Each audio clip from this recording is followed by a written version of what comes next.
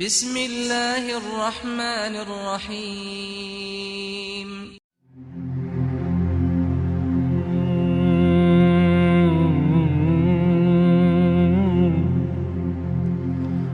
امروز ادامه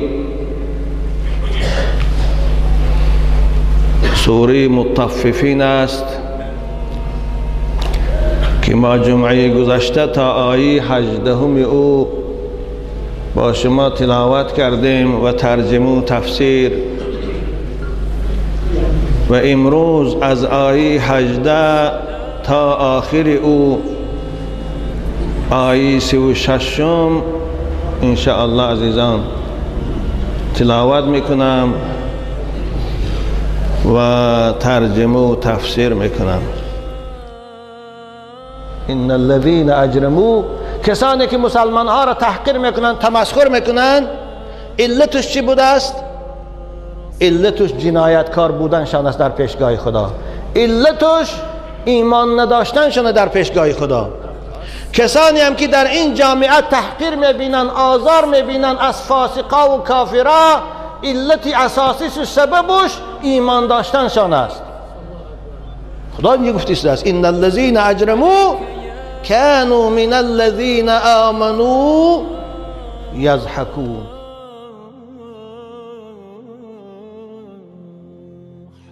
امروز این حاکم های ما تراشیدین ریش مسخره کردیان، گویا این در اسلام یک چیزی عادی نادرکار باشد. یا الله، اینا از خدا نمیترسیده باشند.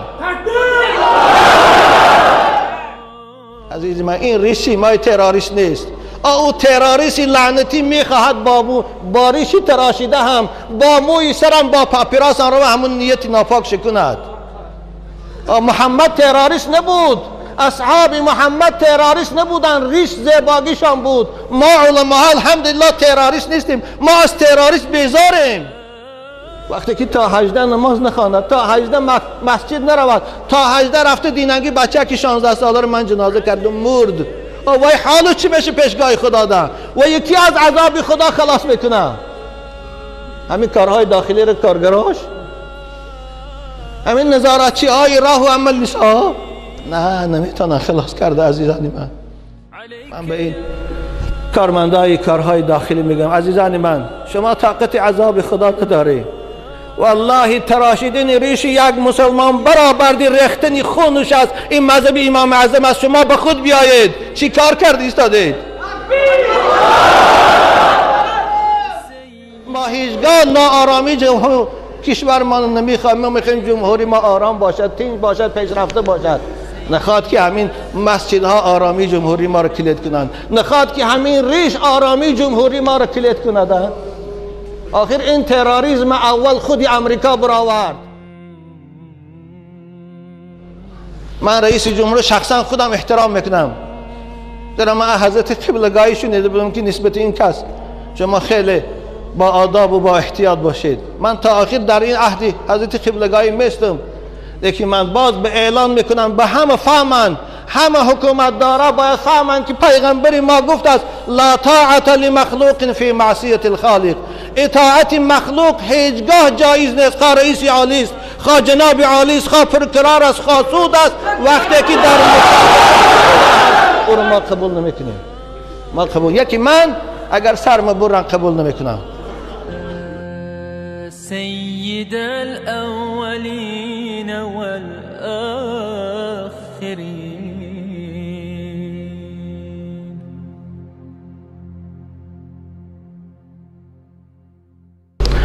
السلام علیکم و رحمت الله و برکاته.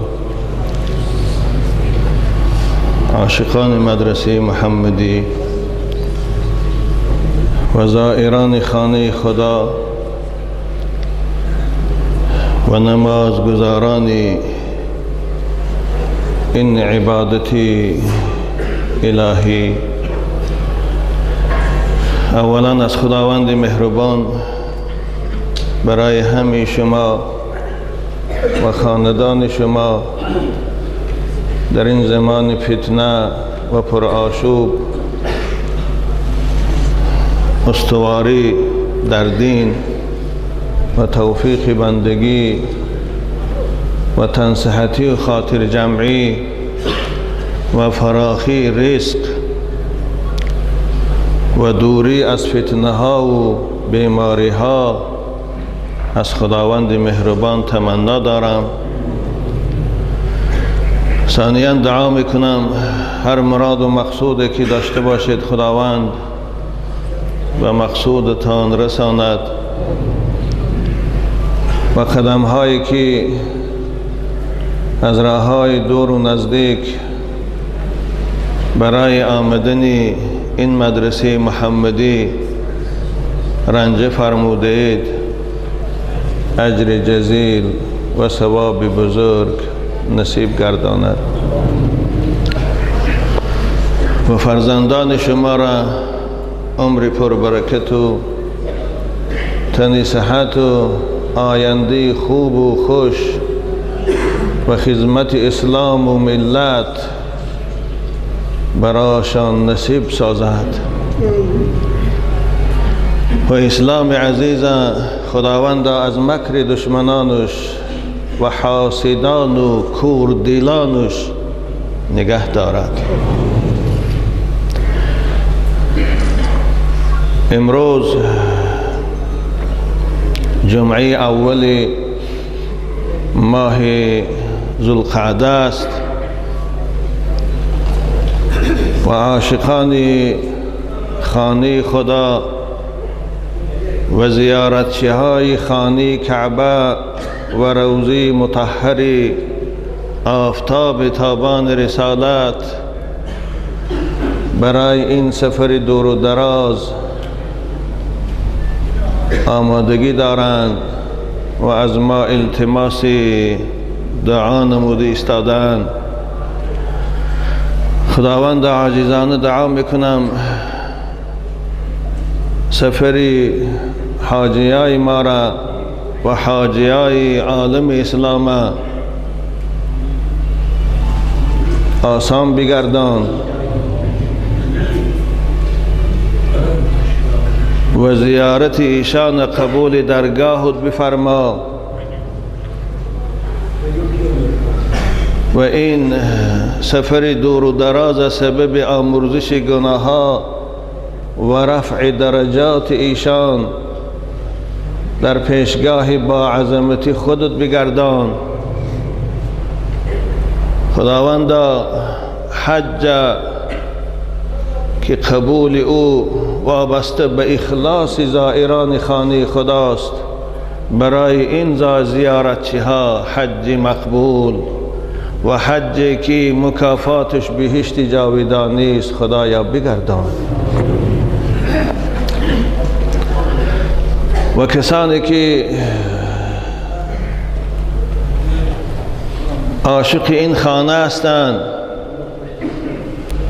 و عاشق زیارت روضه رسول بزرگوار هستند و از سبب تنگ دستی ها نمی توانند به این آرزویشان برسند، خداوندا تو هستی برآرنده آرزوها و تو هستی آسان کننده مشکلها و تو هستی فراخ کننده رزقها.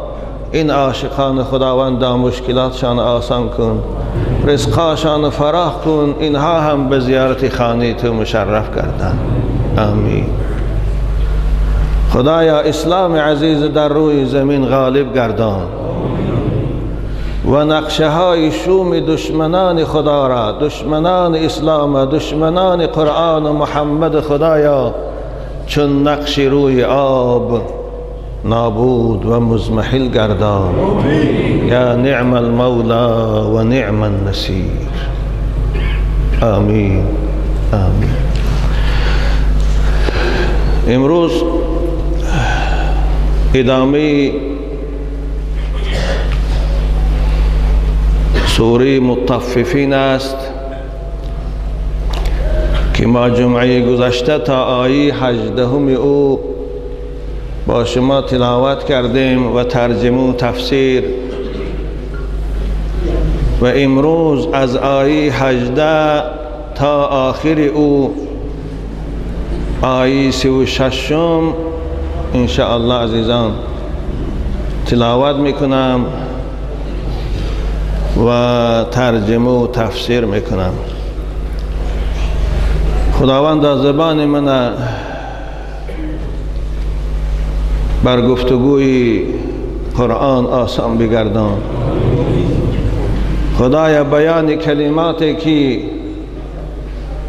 مفهوم قرآن میخواهم به عاشقانت به بندگانت برسانم، خدایا برای من سهل و آسان بگردان.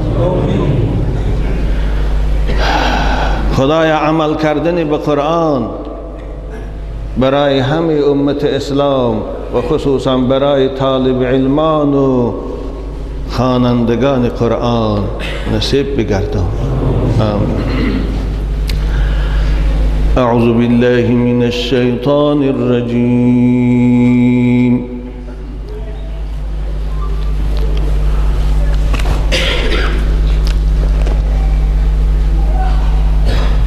كلا إن كتاب الأبرار لفي عليين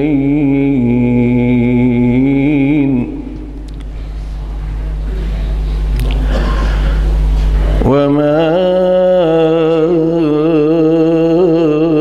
أدراك ما عليون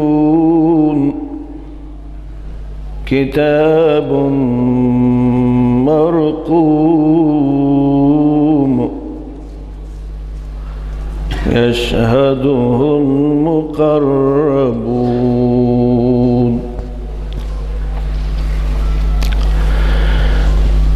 إن الأبرار لفي نعيم على الأرائك ينظرون تعرف في وجوههم نظرة النعيم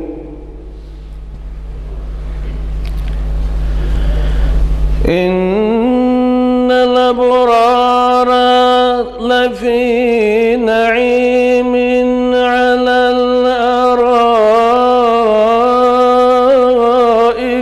ينظرون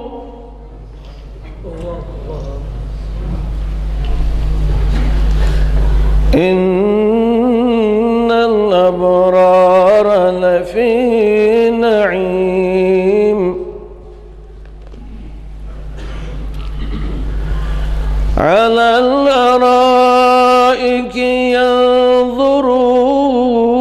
ينظرون تعرف في وجوههم نظرة النعيم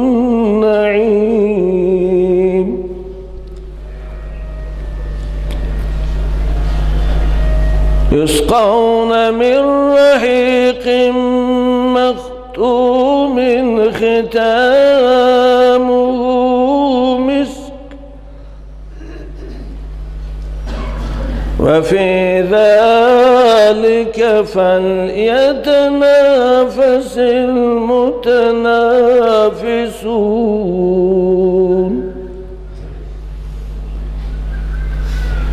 وفي ذلك فليتنافس المتنافسون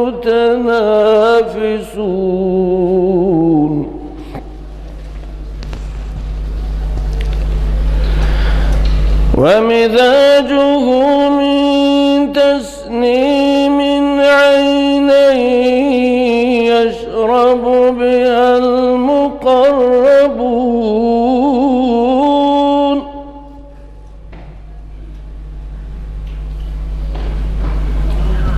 إن الذين أجرموا كانوا من الذين آمنوا يضحكون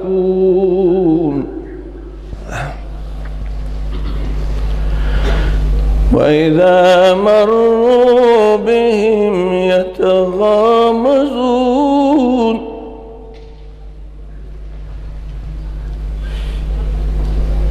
وإذا مروا بهم يتغامزون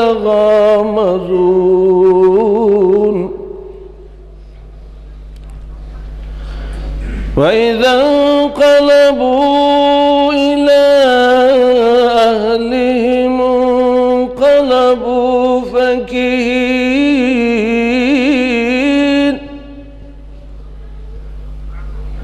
وإذا رأوهم قالوا إن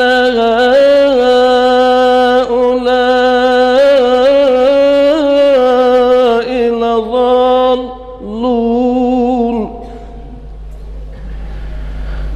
وما أرسلوا عليهم حافظين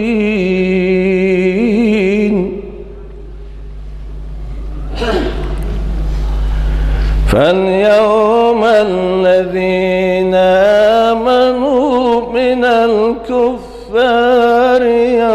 يضحكون. اینش بشارت اینش تسلیت است، دلبرداری است از جانب خدا. یوم الذین آمنوا من الكفار يضحكون على الأرائك ينظرون هل ثوب الكفار ما كانوا يفعلون. صدق الله العظيم. سبحان ربك رب العزة عما يصفون وسلام على المرسلين والحمد لله رب العالمين. خدایا ثواب این آیه های مبارکی تلاوت شده را همچون هدیه به روح حضرت قبلگاهی و مادر عزیز خود که برای به این حد به این علم رسانیدنی ما کوشش زیادی کردن، همچون هدیه و تحفه از جانب من برسان و هم عاشقان مدرسه محمدی و کسانی که اخلاصی به این درگاه دارند و داشتند و در عالم قبر بعضی اونها خواب راحت دارند، خدایا همچون هدیه برسان. آمین. گفتم سوره مطففین به 4 مقطع تقسیم می شود. درباره 2 مقطع اول او، این 2 گروه از آیه های اول او تا آیه های 18 با شما صحبت داشتم و امروز مقطع سوم و 4 این سوره، یعنی آیه های گروه سوم و 4 این سوره برای شما عزیزان انشاءالله ترجمه و تفسیر می شود.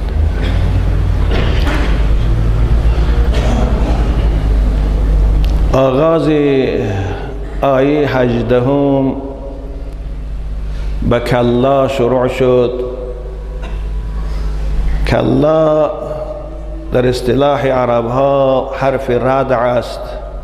خوب دیگر معناها هم دارد، اما آن چیزی که اینجا جمهور مفسرین به آن گویا هستند، قائل هستند، این حرف ردع است. یعنی معنای رد چی؟ انکار کردن، بیکار کردن، رد کردن. خداوند به این حرف به کافران و منافقان، به فاسقانی که دعوای مسلمانی میکنند میفهماند که این دعوای شما که انسان همه برابر است، پگه در پیشگاه خدا همه برابر است. مسلمانی در دل است، صورت شرط نیست، نماز و روزه شرط نیست. به اونها رد میکند، جواب رد میتید، میگوید نه، انسان همه برابر نیست. در پیشگاه خدا همه یکسان نیست. در پیشگاه خدا کافر و منافق و فاسق در سجین است که جمعه گذشته بیان کردیم. سجین چی بود؟ کامیره پایانترین و پایانترین چقری های دوزخ که شامل گوناگون عذاب ها دارد. بندگانی نیک خدا، بندگانی که در این دنیا ایمانی به خدا داشتند و موافق به ایمانشان پیروی از قرآن و فرمان خدا کردند، ایمانی به پیغمبر بزرگوارشان داشتند و از سنت او متابعت کردند، سنت او را، شریعت او را در حیات خود، در خاندان خود، در جامعه خود تقدیر عملی کردند و پدر و مادر خود احترام کردند و خدمت پدر و مادر کردند، دست یاری به محتاجان و یتیمان و بیکسان دراز کردند. اینها ابرارند. خدا میگه اینها جای دیگر دارند. او گمانی که شما دارید انسان همه برابر است، او خطاست. عزیز من، این پختی غفلت از گوش شد پرتا. من این کلمه عزیز من به کافران میگم، به تاجیکای گل خورده میگویم، به مسلمانای فریب خورده میگویم. ان الابرار لفی، ان کتاب الابرار لفی علیین. خدا میگه نامه اعمال و روی خط بندگان خوب خدا، بندگان با ایمان خدا، بندگان با تقوای خدا نوشته شده است در علیین. علیین مقام خیلی بلنده در پیشگاه خداست که از او بالاتر مقامی نیست.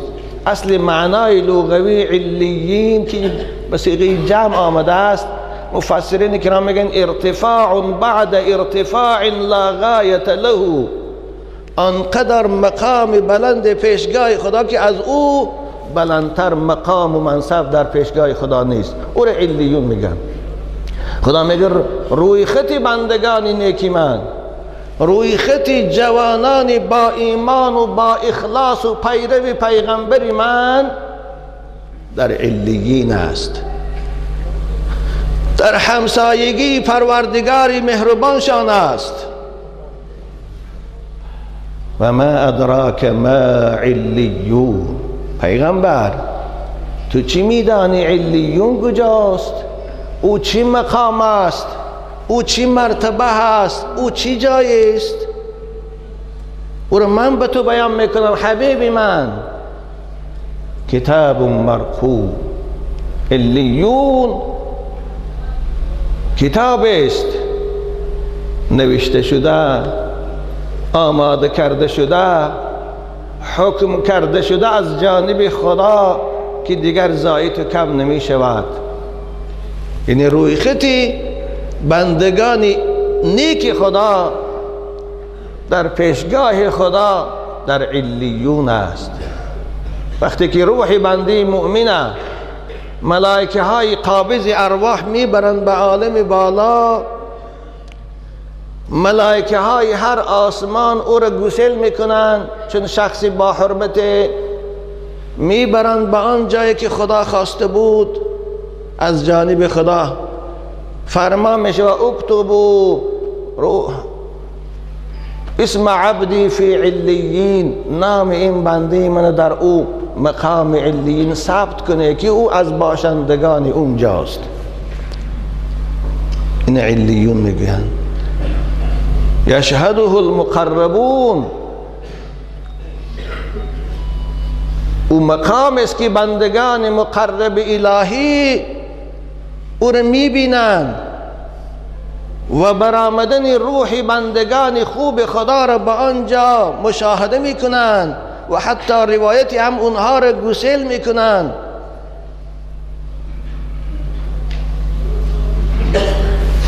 یشهده المقربون. بنابر هیچگاه مؤمن با کافر یکسان نیست، هیچگاه شخصی با تقوا و صالح با فاسق و فاجر یکسان نیست، هیچگاه پیروی قرآن و سنت با او گمراهی که از قرآن و سنت نفرت دارد یکسان نیست. این از حکم خدا، این از مفهوم این آیه مبارکه.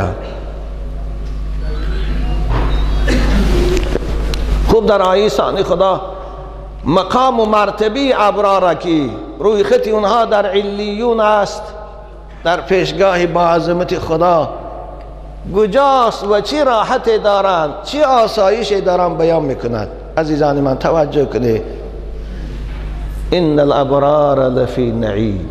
خدا میگه بندگان خوبی من، بندگان پرهیزگار و با تقوای من، بندگانی که از شریعت اسلام دفاع میکنن و از سنت پیغمبر پیروی میکنن و به خاطر اسلام و قرآن و خاطر پیروی از سنت آزارها میبینن، با صبر میکنن، اونها در راحتن.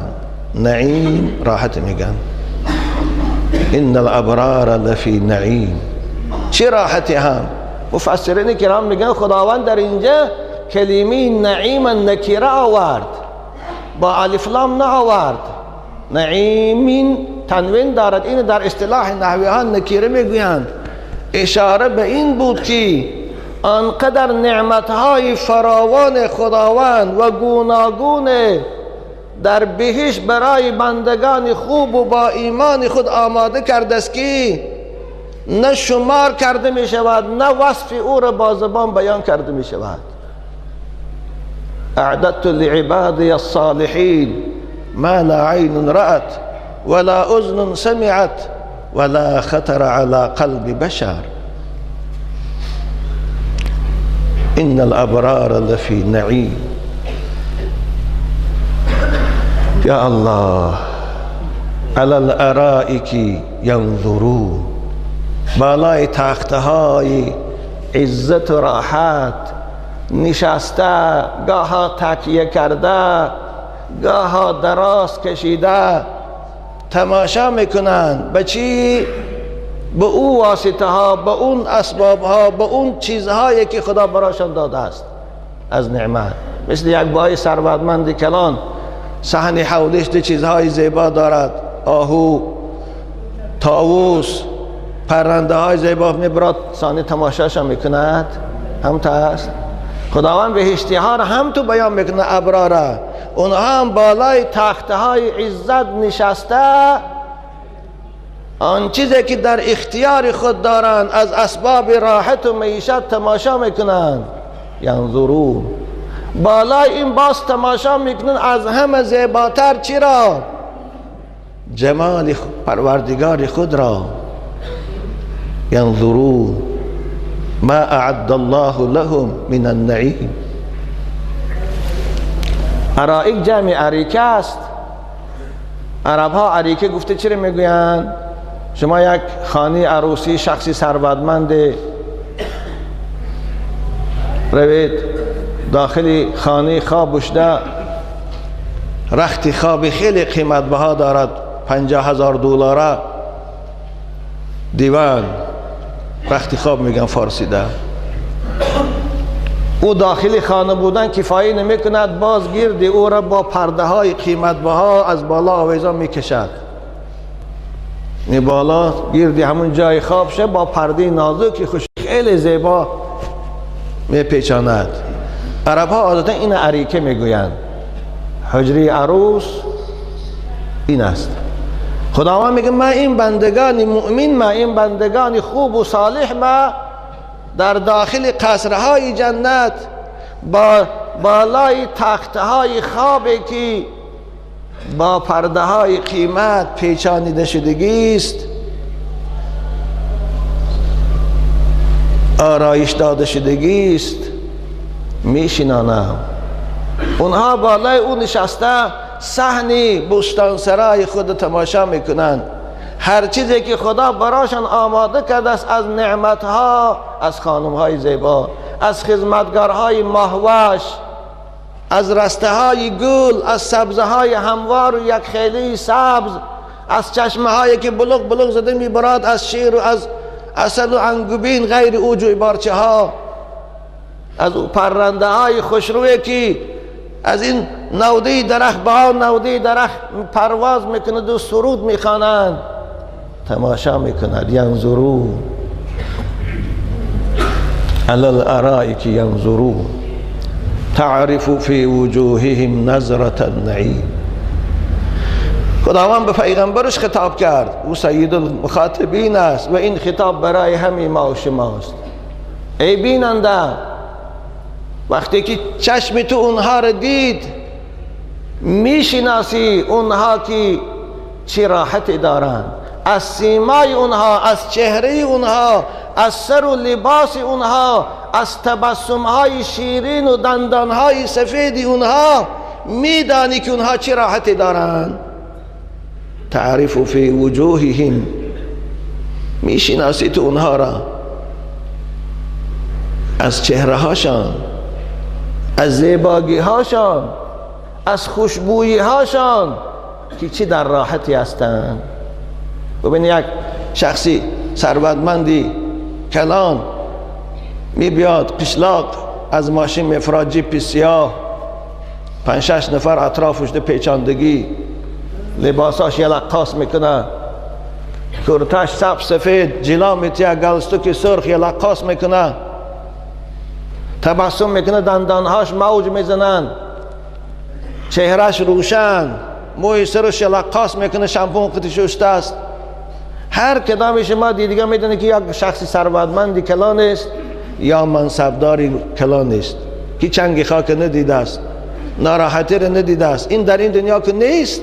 خب من برای عقل شما میگم، از دیدن او پی میبره که آدم چی است؟ آدمی ثروتمندی کلان است، آدمی منصبداری کلان است. زیرا آدمی از زواد پخته بیاد اگر میشناسه چنگ زدگی لباساش، رقص و ساره‌ها چرکین، دنداناش سیاه، چهرش خراب و لاغر، میدونه که این بیچاره در بلا و محنت گرفتاره. خدا همونه برای ما قرآن گفته، این من نمیگویم. تعرف فی وجوههم نظرة النعیم، میشناسی تو ای خواننده عزیز و ای بیننده گرامی بهشتی ها را از چهره های زیباشان. چه لباسایی دارند؟ لباس های اونها می پوشیدگی دخت امریکا و ژاپن نیست، دخت ترکیه و دبی نیست، دخت خدای است که اذا قال للشیء کن فیکون. وقتی که گفت به وجود بیا، کارخانه های قدرتی او را به وجود، چی شفافند، چی زیباهند، چی نازکند، چی لطیفند، چی ملایمند. ما و شما می پوشیم انشاءالله، امید دارم.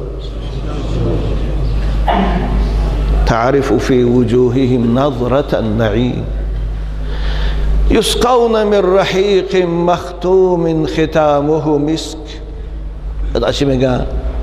بالای این تخته های عزت نشسته، با این لباس های قیمت، با این چهره نورانی زیبا، خدمتگارها در اطرافشان دور میزنند. خداوند برای هر بهشتی خدمتگار اونجا آماده کردگی است. یطوف علیهم ولدان مخلدون. همین بایای دوزی دنیای ما، همین اندک منصبدارکای ما، همش در خانهشان 5-10 تا خدمتگار دارن، نه زناشان کار میکنن نه دختراشان. او کمترین بهشتی 2000 سالینه را مسافه زمین در پادشاهی دارد، مگر او خدمتگار ندارد؟ بنابراین کسی خدمتگارهای بهشت انکار کنه و کافر است، زیرا قرآن میگه یطوف علیهم ولدان مخلدون اذا رأیتهم حسبتهم لؤلؤا منثورا. خدمتگارها میبیارن براشان جام شراب از آب زلال اشتیاق کند، شراب از با لذت بهشت اشتراک فارد، و این چنین باز شراب از رحیق مختوم که خداوند میگه این بالاترین نوعی شراب دوزخ یعنی بهشت است غیر از تصنیم، شرابی که در وی هیچ قسم آلودگی الدرشی چیزی دیگر نیست، صاف و بی‌غبار است، با لذت و شیرین است، خمار بیار است، اما او خماری که مست کند نه. نوشانیده می شوند بهشتی ها از شراب صافه که در او چیزی دیگر آمیخته شدگی نیست. مختوم، باز دهن این شراب مهر کرده شدگی است و این مهر پیچت کرده شدگی است به نام همین شخص. ببینید که مختوم خداوند اینجا تاکید کرد که یعنی شراب بهشت مثل شراب های دنیا قلبکی نیست. مثل شراب های دنیا کسی کشاده یک گرچه خورده باشد زایتش بیارد نیست. او شراب است مهر کردگی، مهرش از مشک است، نه این لای سیاهی که پیچت میزنن که یا لای سیاه است. ایوای نه، خدا گو مشک است، همون لایی که دهن جام بهشت شراب شا مهر میکنن مشک است، بوی خوش دارد. وقتی که بهشتی میبیند به نام خودش پیچت زدگی و ایران شدگی نیست، او خودش میکشد او را.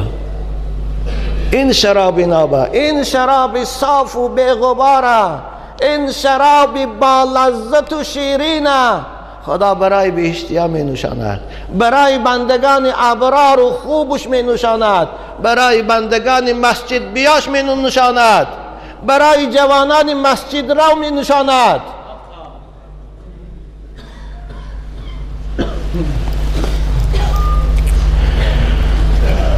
ختامه مسک، ببین یسقون من رحیق مختوم ختامه مسک. یا الله، مهرش از مشک است. شما کنورتر رو ببینید اجا برای میچسباند بالاش یه چیز سیاه است که میریزد، زانی بالای او دو پیچت میکند تا اینکه چی کشاده نشود. اما این پیچت های همش قلبکی است، مهراشان هم قلبکی است، کامپیوتراشان هم قلبکی است. دیروز تلویزیون تماشا کردم در امریکا از حساب دخترها 10 نفر 44 نفر قلاب چند صد میلیون پول بانک‌ها رو دزدیدن. برای چی؟ کامپیوتر کتی. اما اونجا این تو قلبکی نیست. ختامه مسک، مهری از مشک است، غیر صاحبش نزد کسی کشاده نمی شود، می بیارن بهشتی خودش او رو می کشاد، او را می نوشد، چه لذتی دارد. یعنی این رحیق مختوم برای اهل یمین است، برای اصحاب یمین است، برای بندگانی ابرار است، نیک خداست. یسقون من رحیق مختوم ختامه مسک و فی ذلک فلیتنافس المتنافسون. با اینجا از خدا چی میگه کن؟ ای بندگانی من، ای کسانی که میخواهی در بای شدن و در راحت کردن و در ثروتمندن و در مقام و مرتبه بلند یافتن مسابقه کنی، نه برای این دنیای ناچیز و ناکرای و غدار و پلید و خائن و نجس مسابقه کنی، برای حیات، برای جنت، برای نعمت مسابقه کنی که الان بیان کردم. ببین دنیا کرای مسابقه نیست. از تنافس گفته 5-6 نفر برای یک چیز قیمت به دست آوردن با دیگر مبارزه میکنن، قوه آزمایی میکنن، از همه زورترش به دست میبرد او را. این تنافس میگن. خدا میگه این دنیا کرای مسابقه نیست. عزیزی من، در خانه بلند کردن با همسایه مسابقه نکن، در ماشین خریدن با همسایه مسابقه نکن، زیرا این دنیا را جوانیش هم زود میره، ماشینش هم زود از بین میره، منصبش هم زود از بین میره، ثروتش هم از بین میره. باور نمیکنی؟ باور میکنی انشالله. هر روز دیدی استاده، شنیدی استاده. شما خدا میگه برای به دست آوردن این جنتی که الان من برای بندگان خوبم وعده کردم، برای وی مسابقه کنی. مسابقه و با چی میشه؟ با طاعت خدا. میبینی یک آدم مسجد زایدتر میره، تو کوشش کن از او بسیارتر رو. ببینی یک آدم 4 رکعت نفل زایتی میخوانه، تو کوشش کن 6 رکعت خوان، از او زایدتر خوان تا مقام بلندتر داری. این است مسابقه به این میزیبد. نخواد برای همین دنیایی که آخرش حبسخانه است، برای همین دنیایی که آخرش غمخانه است، برای همین دنیایی که آخرش قبر است و تابوت و کفن، اینقدر دوغیج کنیم. یا الله، از دنیا می بیاییم، وقتی که از مادر به دنیا می بیاییم اندازه ما 2 وجه است. یک کلی است که مایده حق در جا می گیریم، در هوای کلام بشیم، همتا هست. وقتی که وفات میکنیم در سن 60 و 70 و 50، وقتی که میبرم به قبرستان، جایی که ما رو میگذارن 10 وجه است. 2 متر 10 وجه یا 2 60 سال زحمت کشیدیم، 60 سال کار کردیم، 60 سال مقابل خدا جنگ کردیم، آخر 8 وجه و زمین یافتیم. برای همین آدم کشتیم، برای همین ظلم کردیم، برای همین حقوق مردم پایمال کردیم، آخرش 8 وجه و زاید. همین قدر آمدن 2 وجه جا داشتیم، وقتی رفتن 2 متر جادو میرین، خواب میرین. برای این آدم کشی ها، برای این خونریزی ها، برای این غارتگری ها، برای این خیانت کنی ها، برای این فریبگری ها، یا الله میزه بدمین.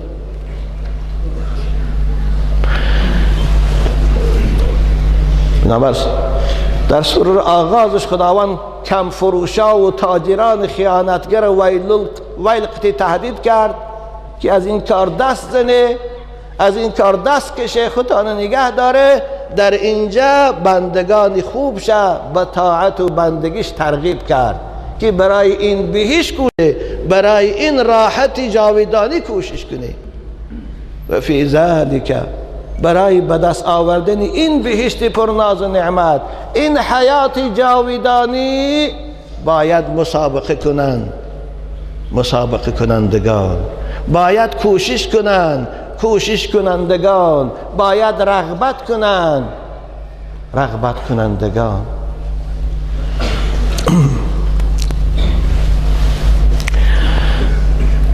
و مزاجه من تسنیم عینا یشرب بها المقرب. مزاج آمختگیری میگن، او رحیق مختوم، او شراب خاصه که صاف و بیغباری که خدا برای بهشتی ها اصحاب یمین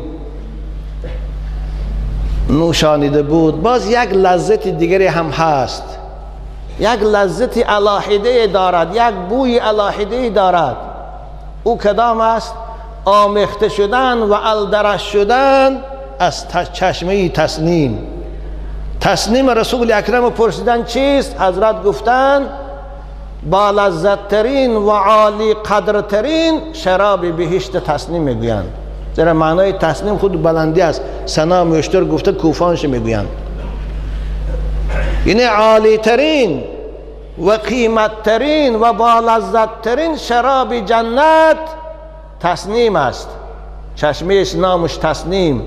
خداوند در این جامی که اصحاب یمین از شرابش می نوشند، از همون تسنیم چی؟ یک مقدار آمیخته می کند تا به لذتش زایدتر شود، تا بویش خوشتر شود، طعمش خوبتر شود. تسنیم چشمه است که از او مقربان درگاه الهی می نوشند. معلوم شد که بندگان مقرب درگاه الهی اونها خیلی مقام بلند دارن از اصحاب یمین. جنت همه یک مقام نیست، در بهشت همه به اندازه طاعت و بندگیش مقام می‌یابد. مقربان درگاه الهی مثل پیغمبران، مثل اولیاء الله ها، مثل علماهای با عمل، مثل مجاهدای راه خدا، اونها مقربان درگاه الهی هستند. من و شما با اونها برابر نیستیم. اونها از چشمه تسنیم می نوشند، ما و شما از چی؟ از رحیق مختوم می نوشیم. بنابر رسول اکرم گفتند تسنیم با لذت ترین و قیمت ترین شراب بهشت است که یشرب منها المقربون صرفا، از او مقربان درگاه الهی خالص می نوشند و دیگران با این شراب دیگرشان، با این آب دیگرشان آلدرش کرده می نوشند. این تصمیم برای کیست؟ برای مقربای الهی است. یعنی خداوند در این آیه کلمه رحیق مختوم باز فضیلت دیگر چه بیان کرد که او با تصمیم آمیخته شدگی است.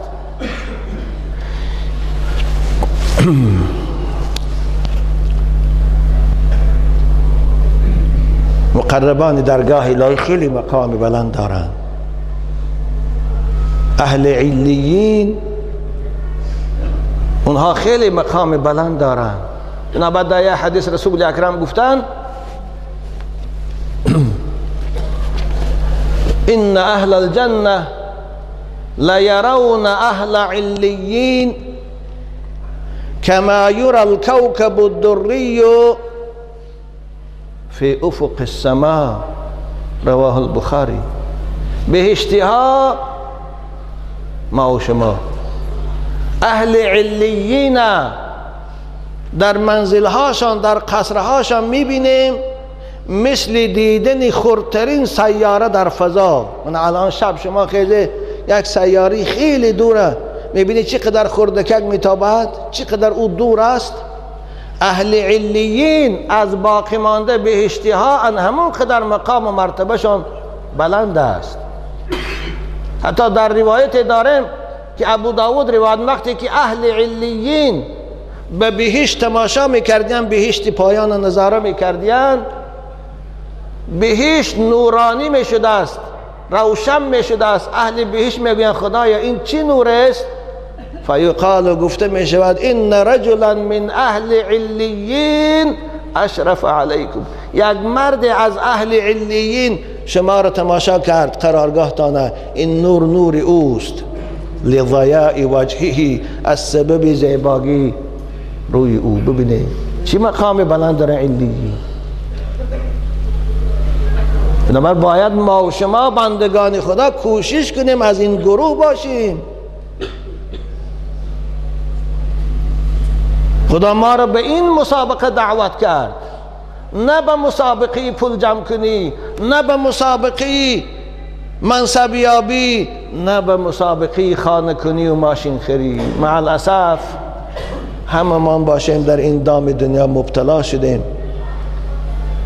مسابقه خانه کنی است، مسابقه ماشین خری است، حتی مسابقه کستان بروک پوشی است. اگر رفیق من کستان بروک $100 که ما $200 میخریم.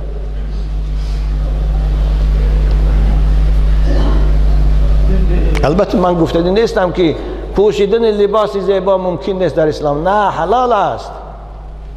چگونه برای لباس زیبا مسابقه میکنی با همسایت، چگونه برای خانه کردن مسابقه میکنی، چگونه برای ماشین خریدن مسابقه میکنی. عزیزی من، با دوستای خدا هم مسابقه کن در طاعت و بندگی تا اینکه مثل همونها پگه مقام یابی. مقصدی من این است و الا خدا حرام نکرده است. قرآن میگه قل من حرم زینت الله التي اخرج لعبادی. لباس زیبا، ماشین خوشرو، همسر زیبا، خانه زیبا حلال است وقتی که از مال حلال باشد. خوب، این آیه های گروه سوم بود که پروردگار بندگان نیک و صالح و خوب خدا قرارگاه شانه و اسباب راحت شانه و معیشت شانه برای من و شما بیان کرد. اکنون مقطع چهارم این سوره، آیه های گروه آخر این سوره عزیزان من چگونه است، درباره چی بحث میکند؟ وقتی که این آیه ها رو میخوانیم به معناش توجه میکنیم، خیال میکنیم که همین روز نازل شده است. گویا قرآن این آیه ها را همین روز از جانب پروردگار برای ما خدا فرستاده است. ببینید، زیرا که درد امروزی ما و شما عالم اسلام بیان میکند. ان الذين اجرموا كانوا من الذين آمنوا يضحكون. البته بندگانی که مجرم هستند، جنایتکار هستند، در پیشگاه خدا به سبب قانون شکنی هاشان، به سبب اطاعت نکردنشان، به سبب فرمانبرداری نکردنشان، مثل کافرها و منافقها و فاسقها.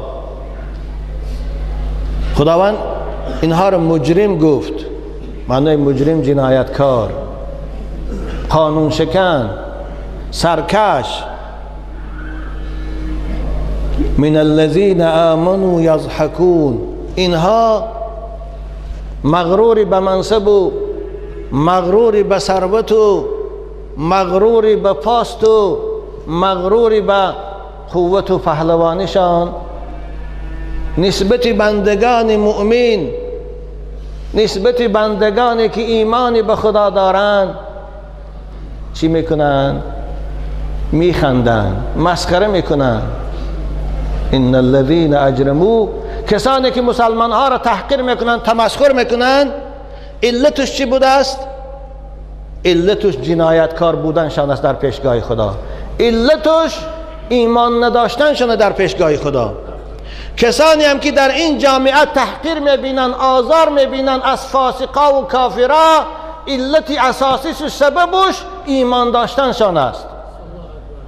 خدا میگه گفتیست است ان الذين اجرموا كانوا من الذين آمنوا يضحكون.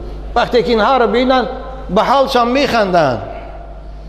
وقتی که میبینه اون جوان مسجد میره به حالش میخنده، اینو بین احمق، بین نادان، بین به جای کزینه و دیسکوتک مسجد رفته حیات خودش برباد دیسته. به یک سفسطی عالم ها حیاتش سوزانده ایستاده است. ولی فاسقان ما و شما رو جوانای عزیز در مسجد بینه هم تو به حال من شما میخندن. این فریب خورده ها رو بین، به گپی ملاها باور کرده جای کزینه روان، جای دیسکو کلوب روان، جای استادیان روان، جای کیناتئاتر روان، مسجد رفت استادیان. ان الذين اجرموا كانوا من الذين آمنوا يضحكون و اذا مروا بهم يتغامزون. وقتی که مؤمن ها از پیش اونها گذشتن، اونها رو چی میگیرن؟ ایراد میگیرن. اونها رو به چشم و به قاش تمسخر میکنن، عیب جویی میکنن، عیب گیری میکنن. نمیروز هم تا هست. رشته‌ها رو بینن در بازار و در کوچه ها، کارمندان نظارت را رشته رو در ماشین قپل تمام خدا میتیش. او رو تمسخر کرده، او رو حقیر کرده، تحقیر کرده، از ماشین میفرارد و تهدید کرده میبره به جای درکاری. همین خدا به پیغمبرش در 1440 سال پیش گفته بود، زیرا کفر در همه عصر و زمان تا قیامت یک رفتار داره.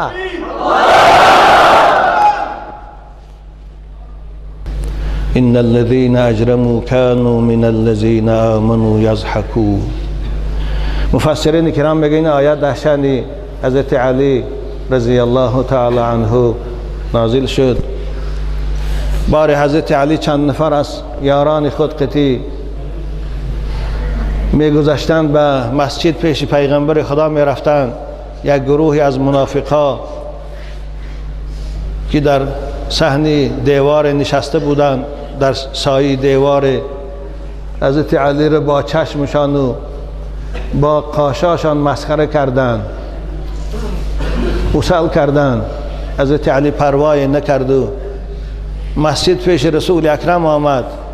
جناب من به شما صبر حضرت علی را دعوت میکنم، مثل علی صابر باشید، و الا علی میتونید همونجا یک عکس العمل نشان دهد، اما نکرد. پیش پیغمبر خدا آمد. رسول اکرم همین آیت برایشان خواندند: ان الذين اجرموا كانوا من الذين آمنوا يضحكون. کسانی که کافرن و منافقند، فاسقند، سیاه دیلند، نسبت اسلام عداوت دارند، وقتی که بندگان مؤمن و وقتی که بندگان پیرو قرآن و مسجدی رو ببینند، به حال اونها تمسخر کرده میخندند. و اذا مروا بهم یتغامزون، وقتی که از پیش اونها گذرد با چشم اونها رو اوصل میکنن، با کاش اونها رو کاش پرانی میکنن. بعضی مفسرها تفسیر کردن وقتی که در کابینت باشد او سردارش به چشم اشاره میکنه، او مفتش به مشکلی دست روی میزند. این هم تفسیر کردن. بنابراین اینا رو هم خدا میداند. او سردارایی که خوشن از دور اشاره میکنن، او بیچاره یاردمچی هاشم میقفد، اینا رو هم خدا دیدیش داده است. و اذا مروا بهم یتغامزون، به اشاره چشم میکنه و بیچاره رو بم بیا میزند، یا اشارهش میکنه میقفد، ماشین سوارش میکنه میبره دل. خدا اینم دیدیش داده است. و اذا انقلبوا الى اهلهم انقلبوا فکهین، وقتا که بازگردن، تفتیش که تمام کردن، کارشان رو تمام کردن، این فاسقا و منافقا و کافرا میرن به خانه های خود، یا میرن به رستوران و طربخانه ها، با یکدیگر الفتاشان میشینن، خرسند خوشحال از این تحقیری کردگی اون بنده مسلمان، از این آزاری دادگیشان به یکدیگر نقل میکنن، از این دوبینکه های زدگیشان به یکدیگر نقل میکنن، از او داد و فریادی مظلوم به یکدیگر نقل میکنن و میخندن، جام شراب نوشیده خنده قهقه میکنن. اذا انقلبوا الى اهلهم انقلبوا فکهین، خوشحال خرسند میشن از آزاری دادگیشان، از تحقیری کردگیشان، یا بیچاره را خرسند میشن.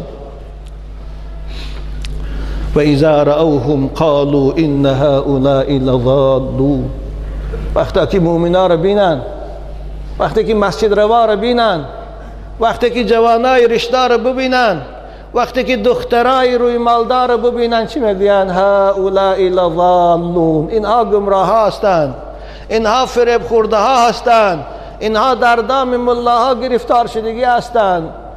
گویا به حال اینها دلشان رحم می آمده باشند، گویا به حال اینها اونها چی؟ رحم کرده باشند. خدا چی گفت؟ و ما ارسلوا علیهم حافظین، ای کافرها، ای منافقا، ای فاسقای فاجر و سنگدل، من شما را پاسبان این بندگانم نفرستادم. شما وظیفه دار نیست اینها را راهی میخواستگیتان نشان دهید. راهی نجات راهی من خودم نشان دادگی از خدا میگوید، راهی نجات راهی پیغمبرم است. شما را من از این بندگانم نمیپرسم. و ما ارسلوا، فرستاده نشدن اینها، این کافرها و فاجرها، علیهم بر بالای مؤمن مسلمان ها نظارتچی و پاسبان.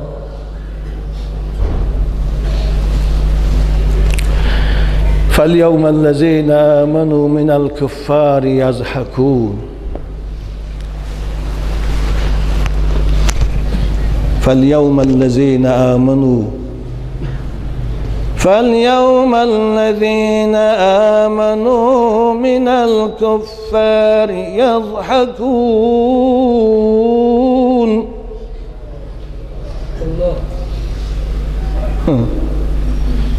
روز قیامت می شود.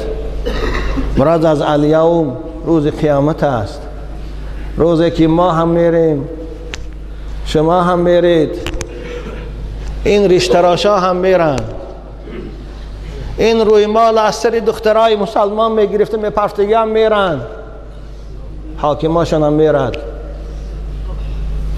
نارفته علاج ندارن. سرکشانه که همه کردند دعوای منی، دیدمش در ملک خاموشان که مشتی خاک شد. فاليوم الذين آمنوا من الكفار يضحكون على الأرائك ينظرون هل ثوب الكفار ما كانوا يفعلون. روز قیامت بندگان مؤمن با ایمان، بندگان خوب خدا، بندگان پیرو قرآن و شریعت اسلام بالای تختهای عزت، بالای تختهای شاهانی بهش می نشینند و به حال این ظالما و کافران می خندند. خداوند کامراها موندگی است، تلویزیون‌های کلان. در دوزخ وقتی که این ظالما و کافران مفتشای الهی عذاب میکند، وقتی که دوزخ اینها را میسوزاند، اونها در تلویزیون با پیش تخشان دیده به حال اینها با میخندند. چگونه که امروز اونها به حال ما میخندند، عزیز من تو صبر کن، فردا ما و شما به حال اونها میخندیم. این خدا گفته ایستاده است فالیوم الذین آمنوا. امروز بندگان مومن در بستانسرای بهشت بالای تختهای عزت نشسته به حال این کافرها و منافقا میخندند. علی الارائک ینظرون، عذاب اونها رو میبینند، داد و فریاد اونها رو میشنوند، به حال اونها میخندند. چگونه امروز اونها به حال ما میخندند، چگونه اونها از عذاب دادن ما لذت میبرند، ما هم فردا از عذاب دادن مفتشای خدا اونها رو لذت میبریم. آیت همین میگه. این سوره مطففین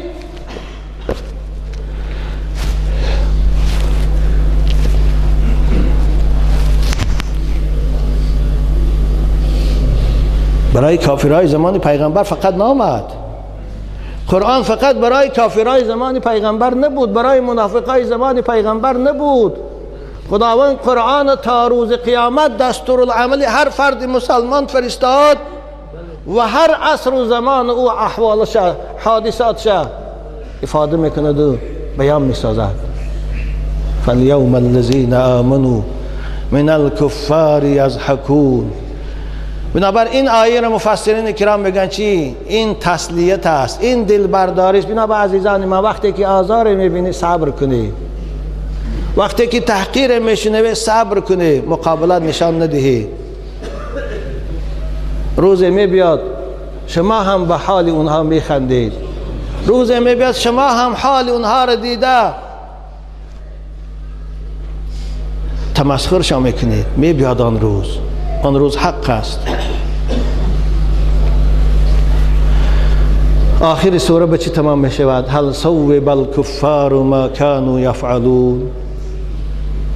هل صوب الکفار ما كانوا یفعلون. خدا میگه آیا جزا داده شدن این کافرها، این منافقها به او کار و کرداری که در دنیا کردن؟ اینه برای این رفتارشان جزاشان دیدن، برای این جنایتشان در پیشگاه خدا عذاب شد چشیدن؟ آره چشیدن. زود اونها به این عذاب میرسند.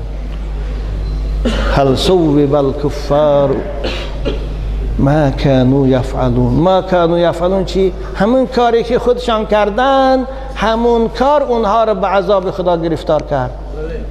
اگر اینها این کار نمی کردن، اینها اگر ریش جوانای ما را نمی تراشیدن، اگر ریش روی مال دخترای ما را نمی گرفتن، اونها هیچگاه انشاءالله صاحب عذاب نمی شدن. اونها در کامره های دوزخ گرفتار نمی شدن. اونها خودشان به دست خودشان کردن. از مکافات عمل غافل مشو، گندم از گندم بروید جو ز جو. این چنین گفته است پیر معنوی ای برادر، هرچی کردی بدروی. ریش برای مسلمان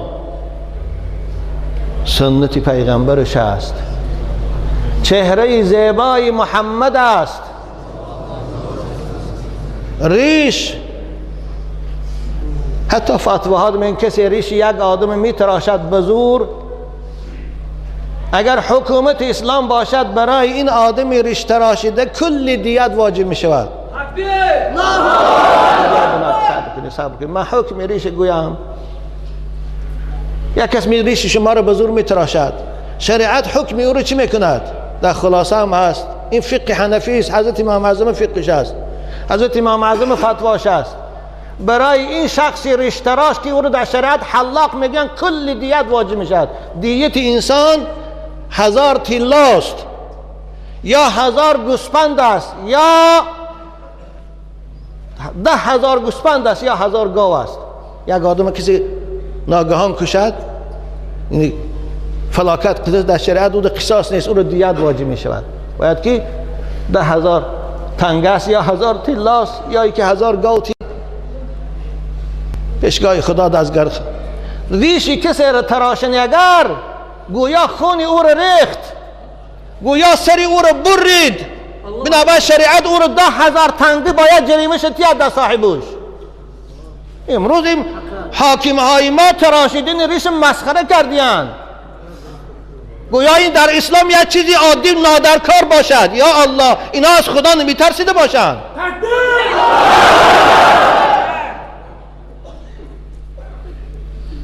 من به این کارمندای کارهای داخلی میگم عزیزان من، شما طاقت عذاب خدا نداری. والله تراشیدن ریش یک مسلمان برآوردی ریختن خونش از این مذهب امام اعظم از شما به خود بیایید. چی کار کردی ایستادید؟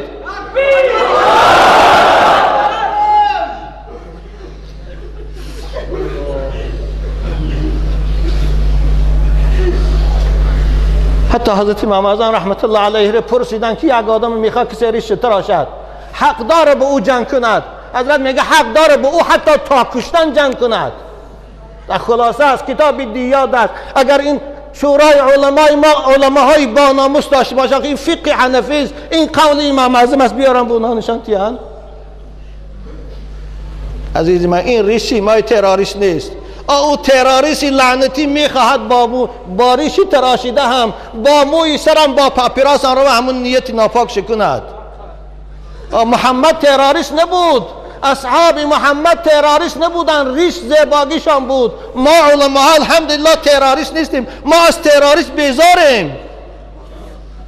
ما کسی میخواهد مسلمان خیانت کند در خانه‌ش و در ملکش و در آرامش، ما از او بیزار هستیم. نخواد که ریش نشانی تروریستی باشد، نخواد که تاقیچی سفید نشانی تروریستی باشد. یا الله، وقتی که از تاقیچی سفید عزیزان من شما نفرت داره، از کفنی سفید هم نفرت کنه، کفناتان سانی سرخ کنه نباشد. پیغمبر خدا بهترین لباس مسلمان لباس سفید است. کرتی سفید، تاقی سفید، سلی سفید. حضرت حتی مرده هاتان کفنی سفید کنه. تکبیر!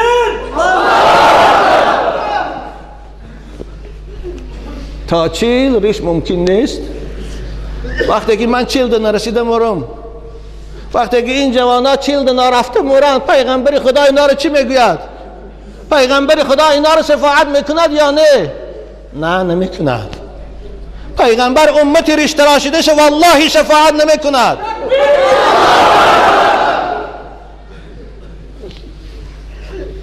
وقتی که تا 18 نماز نخواند، تا 18 مسجد نرود، تا 18 رفته دیننگی بچه که 16 ساله رو من جنازه کردم مرد، وای حالو چی بشه پیشگاه خدا ده؟ و یکی از عذاب خدا خلاص میکنه؟ همین کارهای داخلی رو کارگراش، همین نظارتچی های راه و عمل نسا نه نمیتونن خلاص کرده. عزیزانی من، بنابر ما رئیس جمهور احترام میکنیم. من رئیس جمهور شخصا خودم احترام میکنم. در من حضرت قبلگاهی شنیده بودم که نسبت این کس شما خیلی با آداب و با احتیاط باشید. من تا آخر در این عهد حضرت قبلگاهی میستم، لیکن من باز به اعلان میکنم به همه فهمن، همه حکومت دارا باید فهمن که پیغمبر ما گفت است لا طاعت لمخلوق فی معصیت الخالق. اطاعت مخلوق هیچگاه جایز نیست، خواه رئیس عالی است، خواه جناب عالی است، خواه پرکرار است، خواه سود است، وقتی که در او رو ما قبول نمیکنیم. ما قبول، یکی من اگر سرم برن قبول نمیکنم. ما مسلمان هستیم، خون ما خون مسلمان است. ما هیچگاه ناآرامی کشور ما نمیخوایم. ما میخوایم جمهوری ما آرام باشد، تنگ باشد، پیشرفته باشد. نخواد که همین مسجدها آرامی جمهوری ما را کلید کنند، نخواد که همین ریش آرامی جمهوری ما را کلید کند. آخر این تروریسم اول خودی امریکا برآورد. والله همون القاعده بدبخت هوای خودش تربیت کرد، با افغانستان آورد سر داد. در زمان شوروی نه القاعده بود، نه تروریست بود، نه تروریسم بود. اینها از کجا پیدا شدن این اصطلاحات؟ امروز حال ما همین است. امروز وقتی که شب این آیه مبارکه رو میخواندم آب دیدم میریخت. به خدا من مراجعت کردم، خدایا ما از دست من چیزی نمی بیاد، من همون دعای حضرت نوح به تو میکنم، ربی انی مغلوب فانتصر.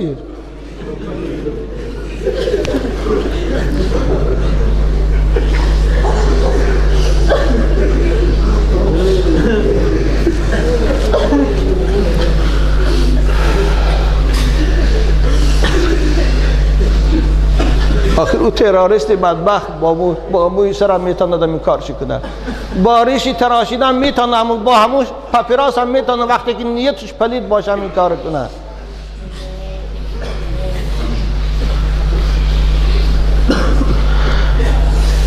نه به همه شما من خطاب میکنم، بچه های عزیز، شما یگان کاری جنایت دست نزنید، فقط صبر کنید، صبر کنید. خوب ریشاتان میتراشند، تحقیرتان میکنند، اگر یگان کاری خلاف قانون کنید ما از شما همچون پیشوا راضی نیستم. صبر کنید، انشاءالله آخر غلبه بر اسلام است. انشاءالله مثل که خداوند حزب کمونیست از جامعه دفع کرد و پرتاف، این دیمقراطیات دفع میکنید و میپرتاف. شما لیکن یگان کاری خلاف قانون دست نگیرید، صبمون ریشاتان تراشند، گریه کنید، به خدا مراجعت کنید. مون روی مالای دختراتان گیرن، چیکار عکس العمل نشان نده، به خدا مراجعت کنید. خداوند خدا خودش اینا رو هم دیده است، ما رو هم دیده ایستاده است. خدا انتقام مظلوم از ظالم میگیرد. وقتی که قاری را در پیشی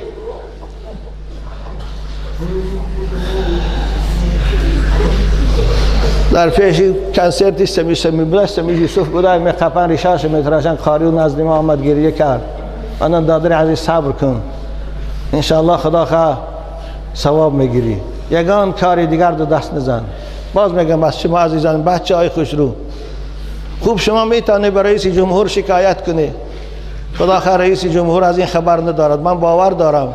شما میتونی بر رئیس شورای عالی محمد سید عبیدالله شکایت کنید، شما به سود و پرکرا شکایت کنید از روی این ملیساهای که ریشاتان میتراشند، شما را حقارت میکنند، شما را تحقیر میکنند. مراجعت کنید، قانونی مراجعت کنید، انشاءالله فریاد شما به یک جا میرسد. اما گپشان نگیرید، ریشاتان تراشیدن با مونه با برود، تاقیاتان گرفتن فردان با تاقی نمونید.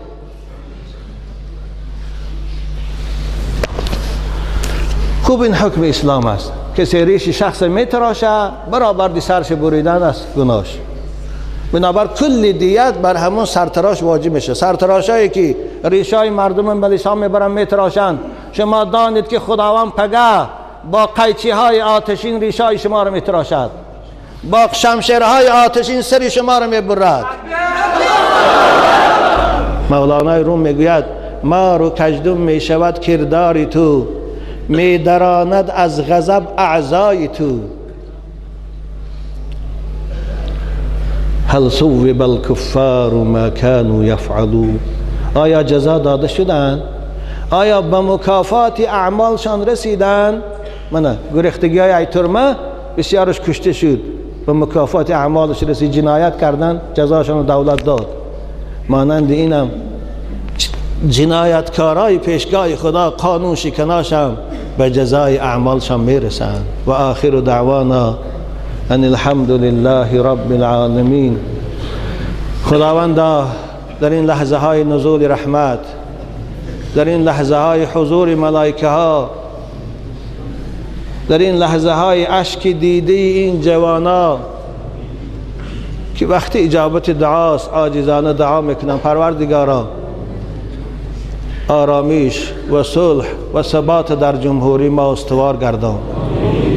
پروردگارا کسانی که نیتی ناپاک دارند، نیتی بد دارند برای برهم زدن جمهوری ما، استقلالیت او، آرامی او، خدای اونها را به مقصدشان نرسان.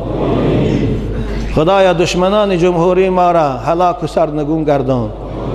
خداوندا تو خود قادر هستی، تو خود رزاق هستی، تو خود آرام بخش دلها هستی، دلهای حاکمای ما را نسبت اسلام دور نگردان. خدایا اونها را به اسلام و به مسلمان ها رحم دل گردان. پروردگار فیض برکات در این جمهوری ما نازل گردان. خداوندا آفتهای ناگهانی را، بلاهایی که مثل سیل زمینجوی‌ها امروز اروپا مبتلاشان کردی از سبب بدکرداری هاشان، خدای جمهوری ما را از این بلاها نگه دار. پروردگارا بیمارای امت اسلام، خصوصا بیمارانی عاشقان مدرسه محمد را شفای کامل نصیب فرما. به فرزنداشان و فرزند صالح نصیب گردان. پروردگارا تاجراشان در تجارتاشان برکت عطا فرما. دهقانا و چارواداراشان در کسب و کارشان برکت نصیب گردان. مسافرای ما را خدایا در کجایی که نباشند در مسافرت ها سلامت دار. اکنون وقتی بازگشتی به وطن شده است، خدایا همیشان سلامت به وطنشان بازگردان. آمین یا رب العالمین. الحمد لله الذي جعل محبته في صدور العشاق وكدر حالهم بظلمة الافتراق وروح حالهم بهذا الاحتراق. ما عندكم ينفد وما عند الله باق. وأشهد أن لا إله إلا الله وحده لا شريك له قاسم الآجال والأرزاق. وأشهد أن سيدنا وعظيمنا وحبيبنا محمدا عبده ورسوله صاحب التاج والمعراج والبراق. صلى الله تعالى عليه وعلى آله وأصحابه وخلفائه الراشدين المهديين صلاة دائمة إلى يوم التلاق. وعلى الإمامين الهمامين بالبلاء صابرين وبالقضاء راضيين، هما سيدا شبان أهل الجنة في الجنة، أبو محمد الحسن وأبو عبد الله الحسين. أيها الناس، الدنيا دار ليس لها مدار ومحل ليس لها قرار، فبادروا بالتوبة والاستغفار واشتغلوا بالطاعات والأذكار. أعوذ بالله من الشيطان الرجيم. ربنا إننا سمعنا مناديا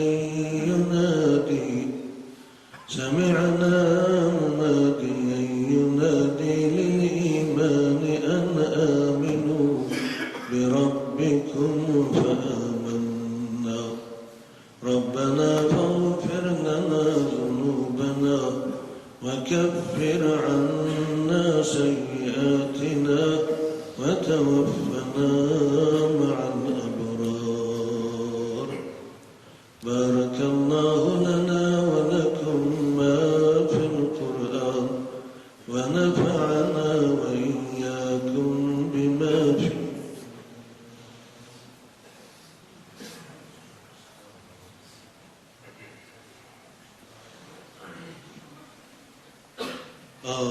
إن الحمد لله نحمده ونستعينه ونستغفره ونعوذ بالله من شرور أنفسنا ومن سيئات أعمالنا.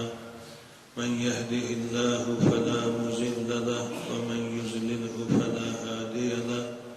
وأشهد أن لا إله إلا الله وحده لا شريك له.